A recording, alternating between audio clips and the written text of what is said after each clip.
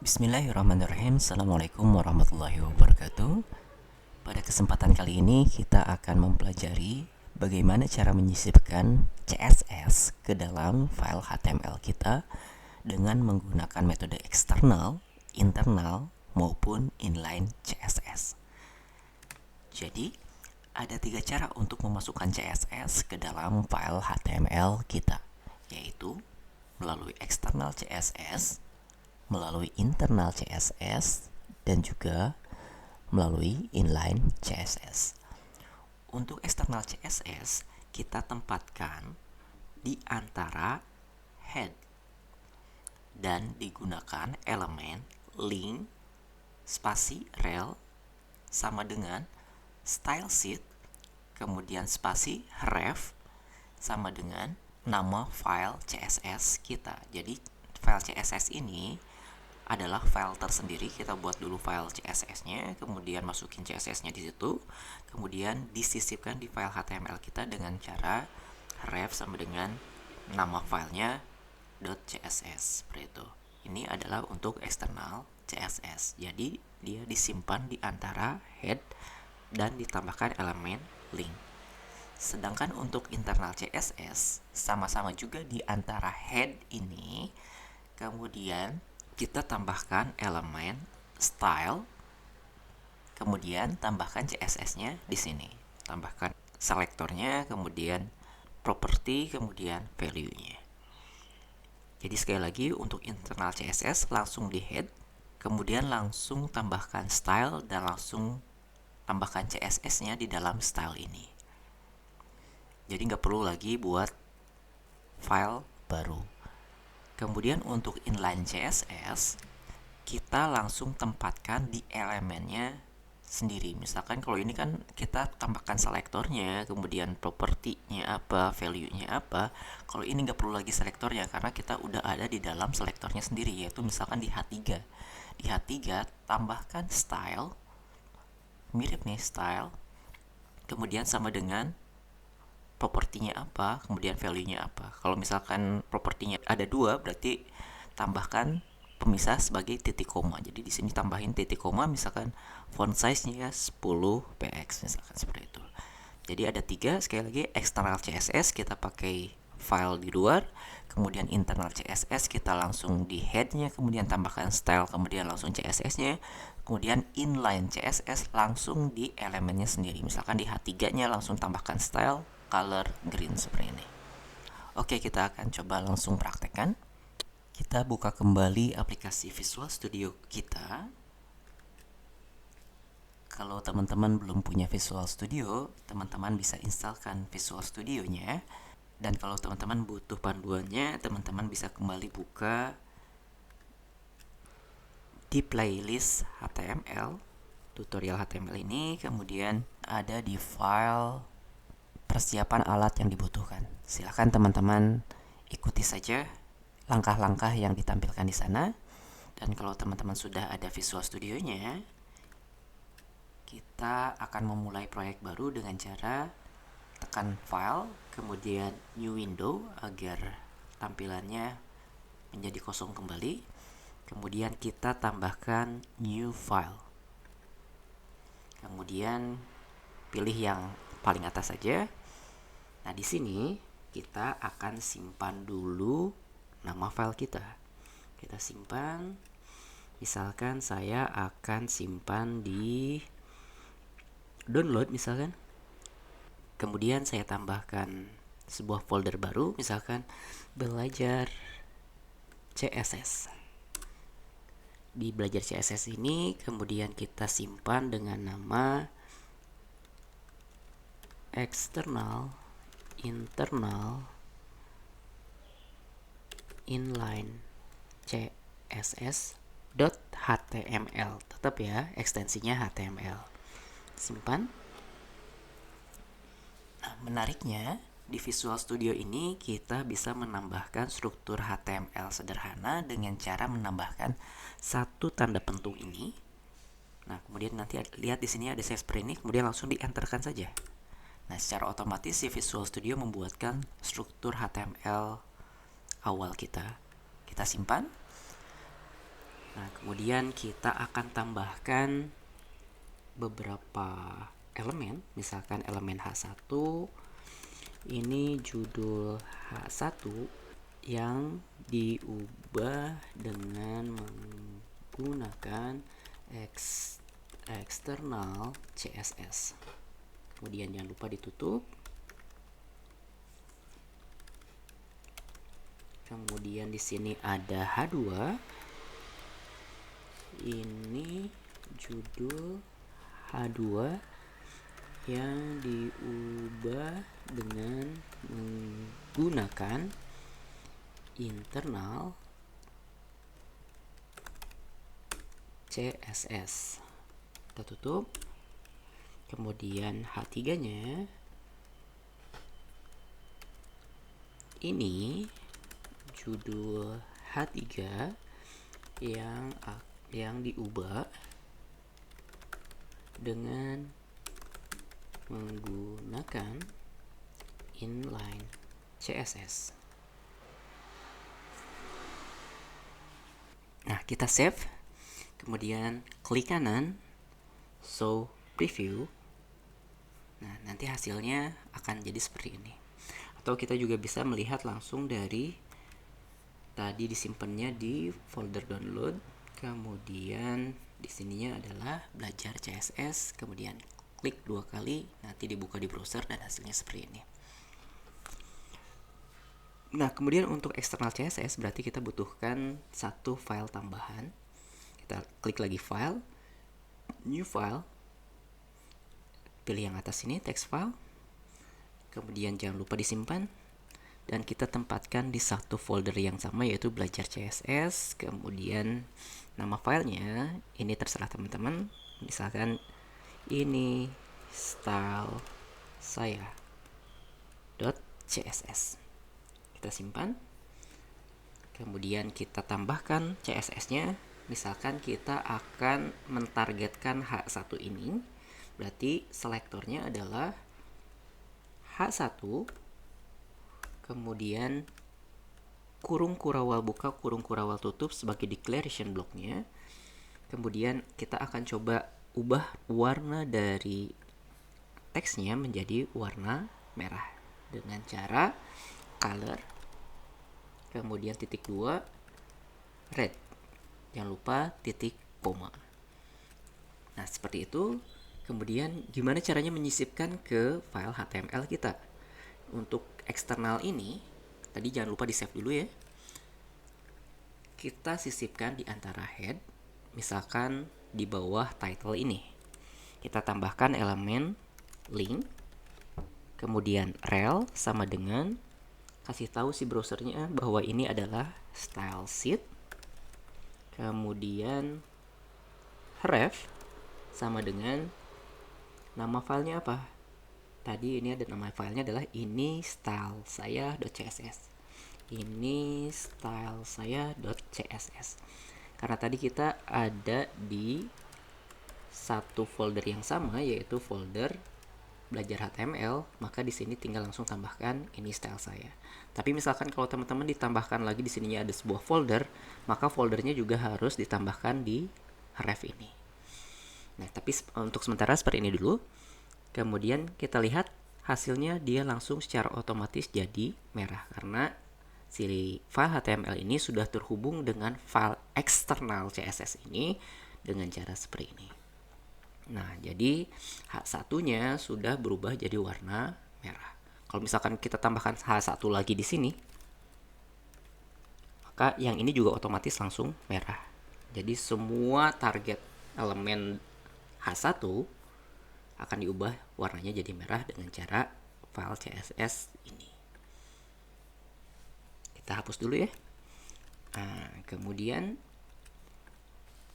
selanjutnya adalah internal CSS. Untuk internal CSS, bagaimana cara menyisipkannya? Caranya adalah tinggal tambahkan style. Style. Kemudian ditutup. Style. Kemudian tambahkan CSS-nya. Mana target yang akan kita ubah? Berarti selektornya adalah H2 ya. Kita tambahkan di sininya H2, kemudian kurung buka, kurung tutup, kurawal. Colornya saya ubah jadi warna biru. Jangan lupa titik koma, save. Nah, maka semua H2 akan berubah warnanya jadi warna biru. Kalau kita tambahkan di sini ya, H2 lagi, bla bla bla, dia secara otomatis langsung jadi biru seperti itu. Itu adalah internal CSS. Sedangkan untuk inline CSS, kita langsung ke elemen yang akan dituju. Misalkan H3 ini, kita tambahkan style sama dengan colornya kita ubah jadi warna kuning misalkan. Simpan. Kuning gak begitu kelihatan, kita ganti jadi green misalkan. Maka hasilnya sudah berubah jadi warna hijau. Tapi inline CSS ini kalau kita tambahkan di sini H3 lagi, kemudian kita tutup H3-nya, kemudian kita tambahkan sesuatu, ini tetap jadi hitam lagi. Kenapa? Karena inline CSS hanya berlaku di elemennya saja. Jadi kalau di sini berarti hanya berlaku di sini saja. Nggak bisa, walaupun ini sama-sama H3, tapi karena ini inline, dia hanya berlaku di sininya saja. Yang H3 ini tidak berlaku ketentuan yang CSS ini. Seperti itu ya teman-teman. Jadi kalau kita kembali lagi ke file presentasi kita, untuk CSS eksternal ada file tambahan dan harus dengan ekstensi .css. Yang ini ya, ini style saya .css. Kemudian di dalam style CSS ini nggak boleh ada HTML, jadi ini pure CSS. Kemudian file CSS ini dihubungkan ke file HTML dengan elemen link. Link, rel, kemudian href, nama filenya. Ini file style CSS saya misalkan.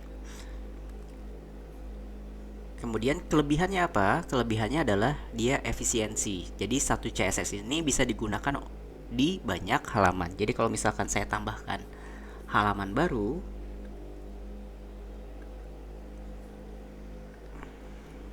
kemudian kita simpan dengan ini halaman 2.html, misalkan kita kasih pentung lagi, kemudian enter untuk nambahkan struktur HTML-nya.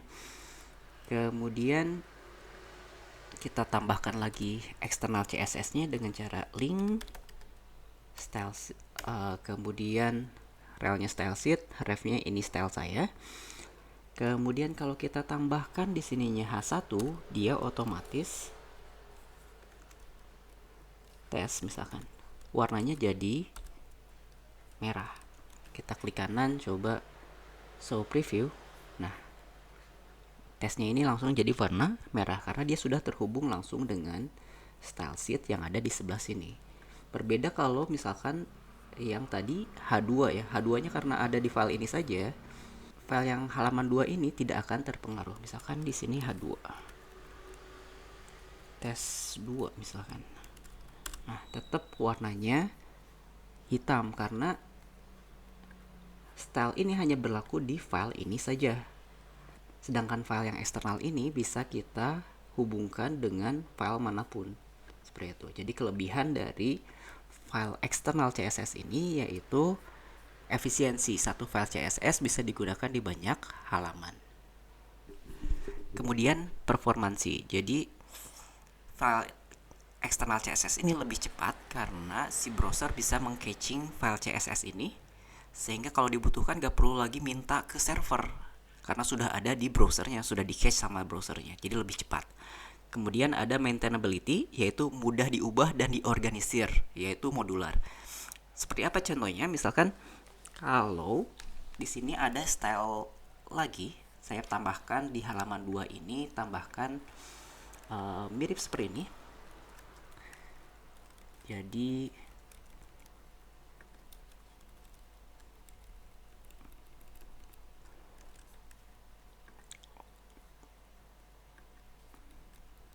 kita tambahkan style internal.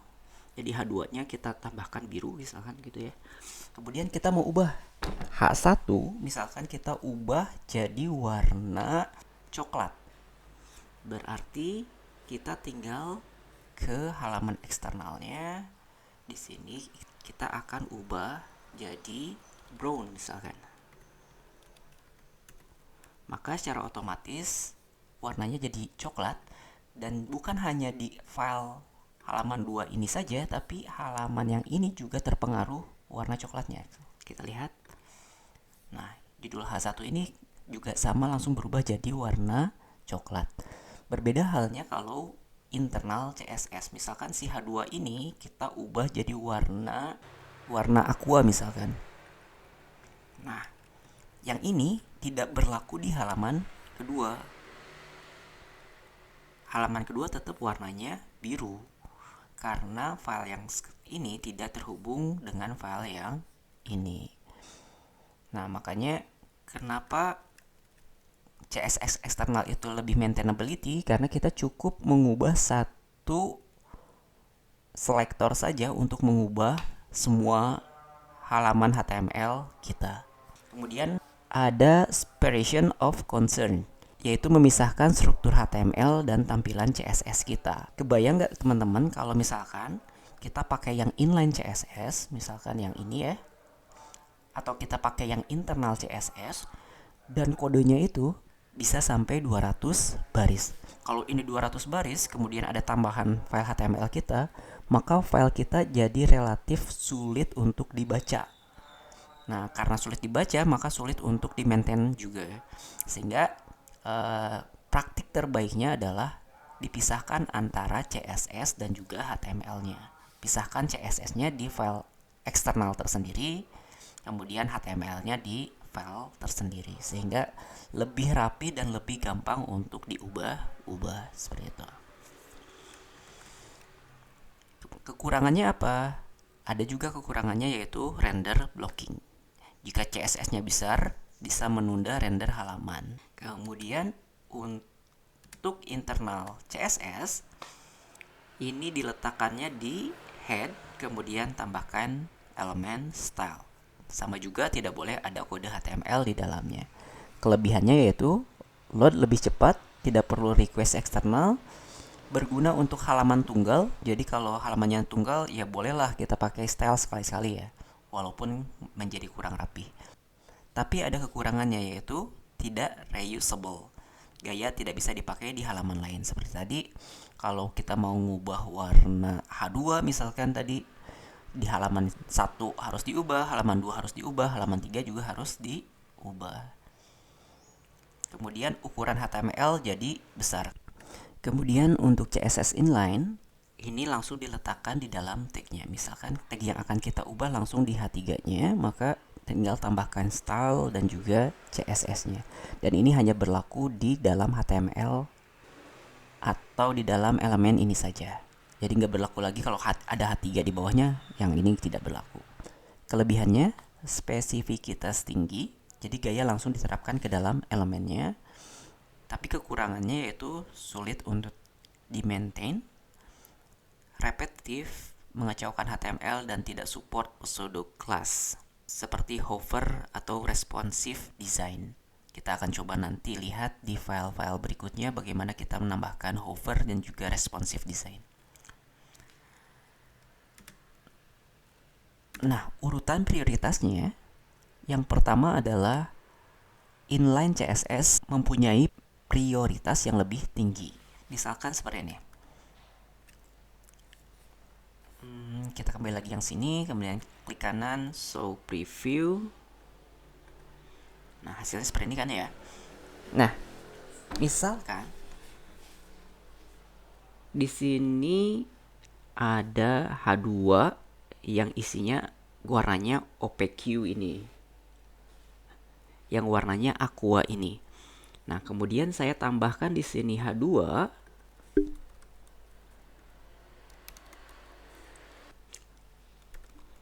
Kemudian ini tes H2 inline. warnanya masih tetap aqua ya, karena di sini sudah ada selektor color aqua. Tapi kalau saya tambahkan di sini inline CSS color misalkan jadi red lagi misalkan. Nah, maka si style yang ini bakal menang dibandingkan yang ini. Jadi ini ada konflik nih. Di sini H2, di sini H2. Siapa yang menang? Yang menang adalah yang inline CSS. Kemudian kalau misalkan eksternal atau internal, siapa yang menang? Misalkan kita hapus dulu yang H2 ini ya. Kembali lagi berarti H2-nya ada di sini nih.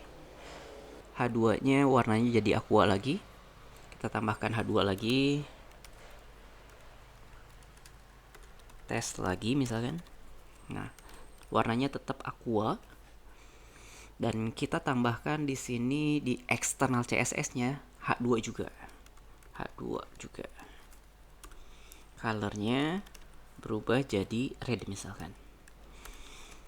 Nah, H2-nya red di eksternal, sedangkan di inline itu H2-nya adalah aqua. Siapa yang menang? Yang menang adalah yang paling bawah. Karena link eksternal itu ada di atas link internal ini, maka yang menang adalah link internal ini karena dia posisinya ada di bawah link eksternal. Berbeda halnya kalau misalkan si link eksternal ini posisinya ada di bawah style sini, maka yang menang adalah yang eksternal ini karena posisinya lebih bawah. Jadi sekali lagi urutan prioritasnya, kalau ada eksternal, internal, dan inline, kemudian selektornya sama atau bentrokan, maka yang menang adalah inline CSS. Sedangkan kalau ada CSS eksternal dan internal sama, yang menang adalah yang mana yang dituliskan terakhir, seperti itu. Nah, mungkin itu saja. Mudah-mudahan penjelasan yang saya sampaikan tidak membuat teman-teman pusing. Terima kasih atas perhatiannya. Tetap semangat, tetap mencoba, dan saya percaya PNS bisa coding.